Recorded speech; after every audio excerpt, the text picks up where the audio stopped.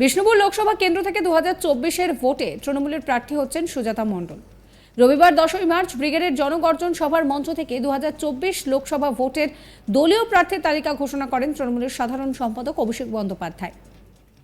বিষ্ণুপুর লোকসভা কেন্দ্রে সুজাতা মণ্ডলের নাম প্রার্থী হিসেবে ঘোষণা করার পর এই কেন্দ্রের লড়াই কিন্তু বেশ আকর্ষণীয় হতে চলেছে, কারণ এই কেন্দ্রে কার্যত প্রাক্তন স্বামী স্ত্রীর মধ্যে লড়াই। ইতিমধ্যে এই কেন্দ্রে বিজেপি প্রার্থী হিসেবে দাঁড়িয়েছেন সৌমিত্র খাঁ। প্রার্থী ঘোষণার পর প্রচারেও নেমে পড়েছেন তিনি। এবার তার বিরোধী প্রার্থী হচ্ছেন তার প্রাক্তন স্ত্রী সুজাতা মণ্ডল। এই স্বামী স্ত্রীর মধ্যে পারিবারিক বিবাদ কিন্তু দীর্ঘদিন ধরেই প্রকাশ্যে এসেছিল। তখনও সৌমিত্র খাঁয়ের সঙ্গে তার ডিভোর্স হয়নি।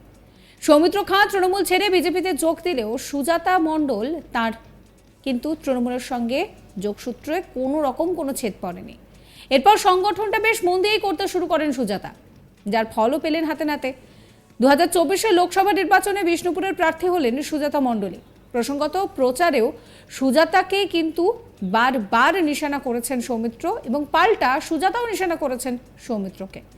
কয়েকদিন আগে বিষ্ণুপুরের এক সভায় সৌমিত্রকে নিশানা করেন সুজাতা। তিনি বলেন যে জীবনে সুজাতা কোনোদিন আপনাদের কাছে কিছু চাইতে আসবে না, শুধু ওই নোংরা লোকটাকে এখান থেকে হারিয়ে বিদেয় করুন।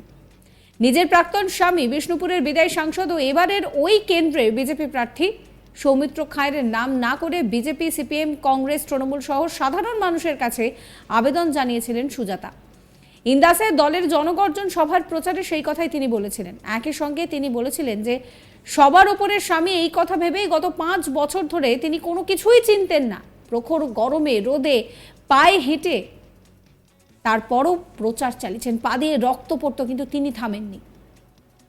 সেদিনের সেই লড়াই তৃণমূলের বিরুদ্ধে ছিল না, বরং ছিল পরিবার এবং নারীর কর্তব্য। সেই সময়ে কি বলেছিলেন সুজাতা, শোনাবো আপনাদের। এই যে বিজেপির লোকসভার প্রার্থী, আমি নামটা উচ্চারণ করি না, কেন জানেন? তাতে মনে হয় নিজের মুখটা নর্দমা হবে, সেজন্য করি না। তাই তাকে দয়া করে আমি বিজেপি, সিপিএম, কংগ্রেস, তৃণমূল, যারা কোনো দল মানুষদেরকে বলছি, এটা করো জোরে একটা নারীর আপনাদের কাছে আকুতি, আমার অভিনন্দন, আপনাদের কাছে প্রার্থনা। জীবনের সুজাতা কোনোদিন কিচ্ছু চাইতে আসবেন আপনাদের কাছে, শুধু ওই নোংরা লোকটাকে আপনারা এবারে হারিয়ে এখান থেকে বিদায় করুন। এটুকুই আপনাদেরকে আমি বলতে পারি।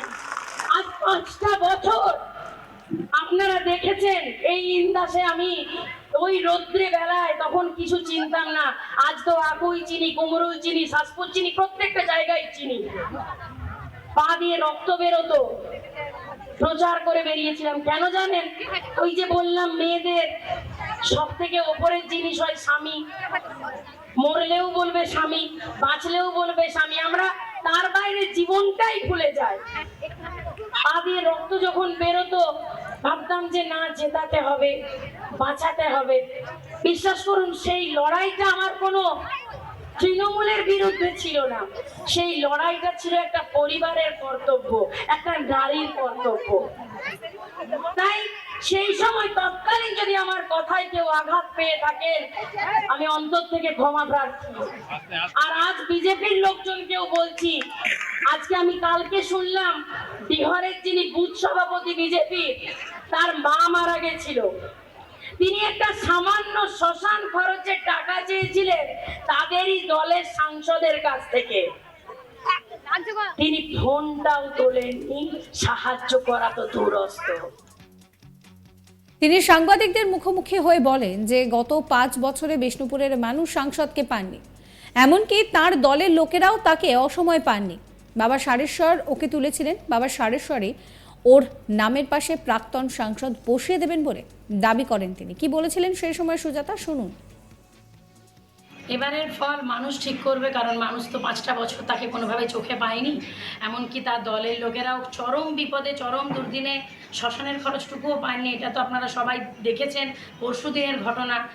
আমি একটাই কথা মনে করি, বাবা সারেশ্বরের নাম করে উনি যেভাবে মিথ্যার স্তববাক্য রোজ দিয়ে চলেছেন, বাবা সারেশ্বরী ওনাকে তুলেছিলেন কোথাও এই ভেবে যে বিষ্ণুপুর লোকসভার উন্নয়ন করবেন, আর এবার আমার বিশ্বাস বাবা সারেশ্বরী ওনাকে পতনের অতল তলে তলিয়ে দেবেন এবং ওনার নামের পাশে প্রাক্তন সংসদ বসে যাবে। এদিকে সুজাতা মণ্ডল প্রার্থী হওয়ার পর প্রতিক্রিয়া জানান সৌমিত্র। তিনি বলেন যে কোনো রাজনৈতিক ব্যক্তি দাঁড়ালে ভালো লাগতো। ভেবেছিলাম যে আমার জেতার মার্জিনটা 1 লক্ষ থেকে 2 লক্ষ ভোটে হবে, কিন্তু এখন সেটা পশ্চিম বাংলার রেকর্ড মার্জিন হবে দাবি করছেন সৌমিত্রবাবু। কি বলছেন তিনি শুনুন। রাজনৈতিক ব্যক্তিত্ব দাঁড়ালে খুব ভালো লাগতো। প্রথমে হরকালী পুতিয়ারকে আমি আহ্বান জানাবো আবার বিজেপিতে আসার জন্য। যে উদ্দেশ্য নিয়ে হরকালীতে আপনি গিয়েছেন সেই উদ্দেশ্যটা সফল হলো না, আমি আপনাকে স্বাগত জানাই। দ্বিতীয়ত হচ্ছে বিষ্ণুপুর লোকসভায় যদি কোনো রাজনৈতিক ব্যক্তিত্ব দাঁড়াতো তাহলে রাজনীতিগত ভোট হতো এবং একটা কম্পিটিশন হতো, একটা এলাকার ডেভেলপমেন্ট নিয়ে আলোচনা হতো।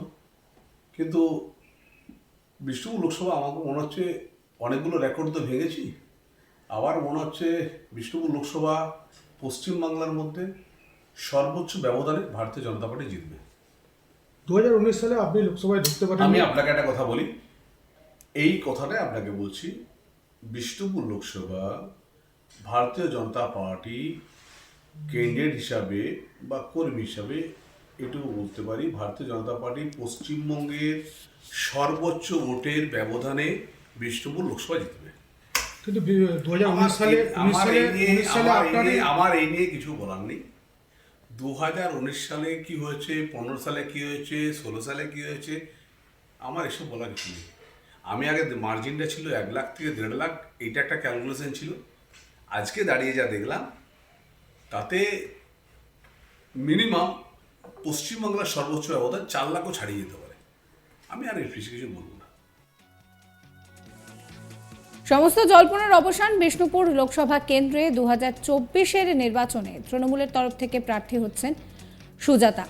রবিবার 10ই মার্চ ব্রিগেডের জনগর্জন সভার মঞ্চ থেকে অভিষেক বন্দ্যোপাধ্যায় তার নাম ঘোষণা করেছেন, কিন্তু তার আগে সুজাতা মণ্ডল তিনি কি বলেছিলেন শোনাবো আপনাদের। এই যে বিজেপির লোকসভার প্রার্থী, আমি নামটা উচ্চারণ করি না, কেন জানেন? তাতে মনে হয় নিজের মুখটা নর্দমা হবে, সেজন্য করি না। তাই তাকে দয়া করে আমি বিজেপি, সিপিএম, কংগ্রেস, তৃণমূল যারা কোনো দল মানুষদেরকে বলছি, এটা করো জোরে একটা নারীর আপনাদের কাছে আকুতি, আমার অভিনন্দন, আপনাদের কাছে প্রার্থনা। জীবনে সুজাতা কোনোদিন কিচ্ছু চাইতে আসবেন আপনাদের কাছে, শুধু ওই নোংরা লোকটাকে আপনারা এবারে। সাবস্ক্রাইব করবেন আজ তাক বাংলার ইউটিউব চ্যানেলকে, ফলো করবেন আজ তাক বাংলার হোয়াটসঅ্যাপ চ্যানেল।